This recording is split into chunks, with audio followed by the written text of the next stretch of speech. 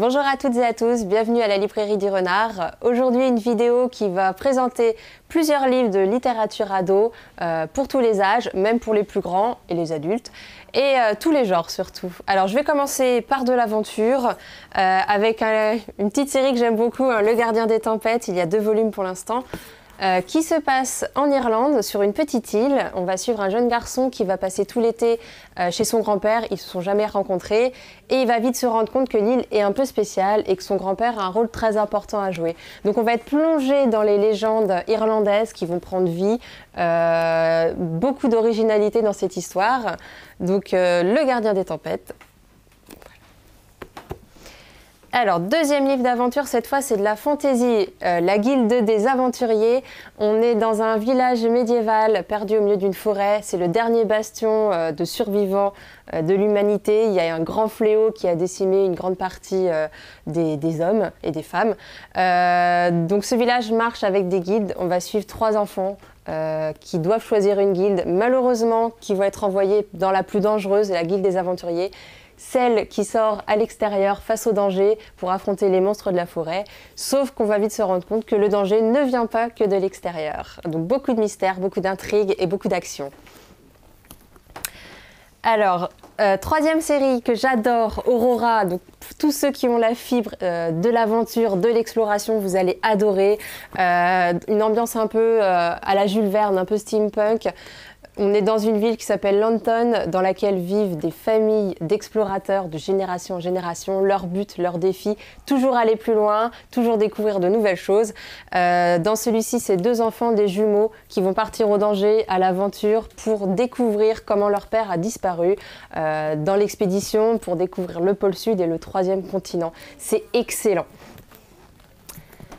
Alors, on va changer un peu de genre, on est plus sur le mystère et le policier avec donc la série de Sherlock, Lupin et moi. Donc imaginez Sherlock Holmes, Irène Adler, sa meilleure amie, et surtout Arsène Lupin, donc être amis d'enfance, et se retrouver toujours au mauvais endroit, au mauvais moment, des disparitions, des meurtres, toujours des enquêtes à résoudre. Alors ensuite, L'Internat des Cigales, un roman aussi très intéressant. Donc l'Internat des Cigales accueille des enfants avec un don particulier. On va suivre plusieurs d'entre eux qui sont passionnés et très doués en musique. L'histoire ne s'arrête pas là puisqu'ils vont enquêter sur l'histoire de l'internat et surtout sur la disparition très mystérieuse d'une jeune fille pendant la Seconde Guerre mondiale. Donc il y a également 2 volumes dans cette série. Alors, pour les plus grands, on continue toujours sur le polar et le thriller.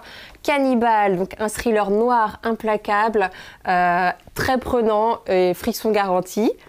Ça, on a adoré aussi. Et également, donc Stephen King, le roi de l'horreur, le roi du frisson, décliné dans une collection pour les plus jeunes. Il y a 4 livres pour l'instant. Si vous ne le connaissez pas et que vous aimez avoir un peu peur, donc n'hésitez pas, là, ils sont tous les 4 très très bons. Voilà. Alors, on va continuer maintenant avec des romans donc, plus féministes, en tout cas 2 qui sont très féministes, d'aventure, un peu fantastique. Alors le premier, c'est celui de Jeanne Bockné-Carl, 1000 lions. On est sur de la fantaisie pure, donc on va suivre plusieurs peuples, 3 peuples exactement, qui sont en paix depuis quelques années. Une paix assez fragile qui va être remise en question par la mort du dernier lion ailé, un très grand symbole. Et le monde va plonger dans des histoires de vengeance, dans une histoire de prophétie également. Et on va suivre donc 3 destins, notamment celui de 2 femmes. Une de la cité de l'été, donc qui est une cité remplie que de femmes, dont le but est surtout d'enfanter. Ce sont les seules qui ont le droit d'être fécondées et d'enfanter.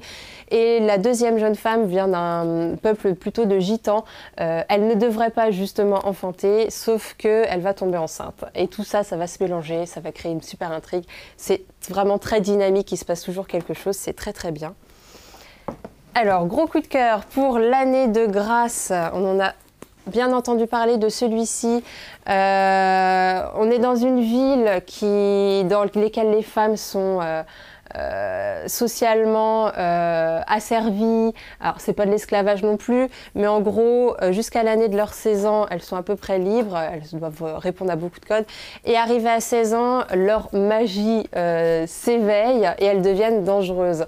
Donc elles sont envoyées pendant 1 an, elles doivent survivre dans un milieu très hostile pour tuer leur magie. Et quand elles reviennent, elles sont pour la plupart mariées de force. Alors pour celles qui reviennent, parce que tout le monde ne revient pas indemne et vivant de cette aventure. On est dans la lignée de la Servante écarlate, c'est vraiment excellent, je vous le conseille fortement. Alors, on reste aussi dans l'aventure, encore une femme héroïne. Donc là, c'est le nouveau Paolini, donc l'auteur d'Eragon, qui change complètement de genre.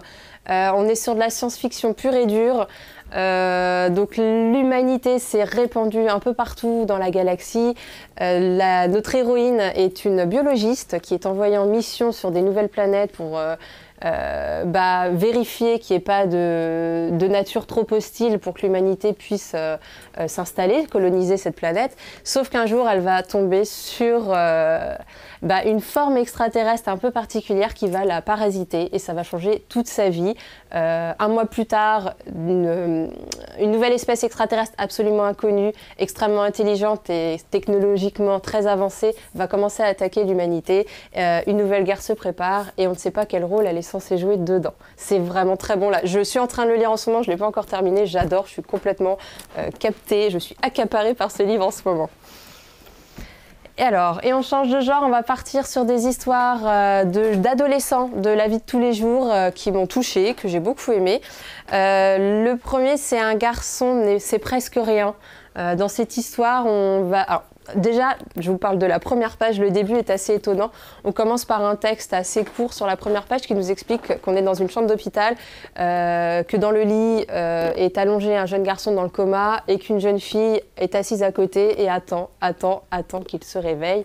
Et l'histoire commence, donc on va découvrir donc ce jeune garçon qui est un adolescent un peu qui rentre pas dans le moule de l'adolescent masculin un peu viril qui aime le sport et les filles. Il est plutôt sensible, il est très introverti, il veut pas se mêler aux gens, il n'a pas les mêmes goûts et donc il est un peu mis à part par ses camarades et il va s'intéresser de très près à une jeune femme, pour le coup elle qui est extrêmement solaire, qui attire beaucoup de gens, très féministe, indépendante et qui va être victime du jour au lendemain de harcèlement. Et donc ils vont se rapprocher. C'est un livre très touchant. Il va parler beaucoup de choses qui concernent les adolescents d'aujourd'hui et surtout comment on grandit, comment on évolue quand on n'est pas dans le moule de la société d'aujourd'hui. Alors, All This Time, donc par l'auteur de 5 Feet Apart, qui avait été un grand succès de librairie.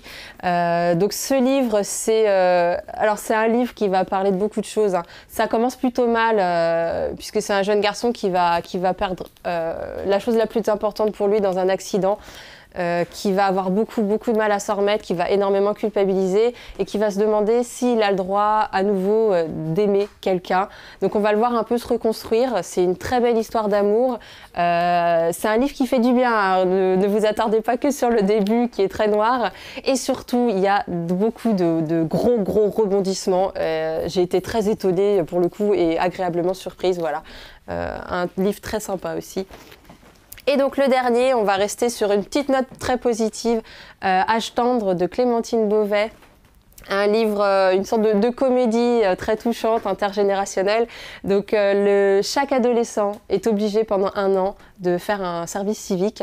Et on va suivre donc le jeune Valentin qui va se retrouver dans un département dans lequel il ne voulait pas du tout aller, donc le Pas-de-Calais, et dans un lieu dans lequel il ne voulait pas être non plus, donc un EHPAD qui s'occupe de gens atteints de la maladie d'Alzheimer, et qui est assez particulier vu qu'on leur fait croire qu'ils sont toujours qu'ils vivent dans les années 60. Et il va se passer quelque chose en fait. Ce jeune garçon va promettre de faire venir Françoise Hardy pour les patients. Sauf que la Françoise Hardy d'aujourd'hui ne ressemble pas du tout à celle des années 60 et que pour éviter de leur créer un choc, il va essayer de trouver un sosie. Voilà. C'est un livre très sympa également. Donc voici la petite sélection que je vous ai préparée. N'hésitez pas à nous contacter si vous voulez lire ces livres. Je vous remercie d'avoir regardé cette vidéo et je vous dis à bientôt.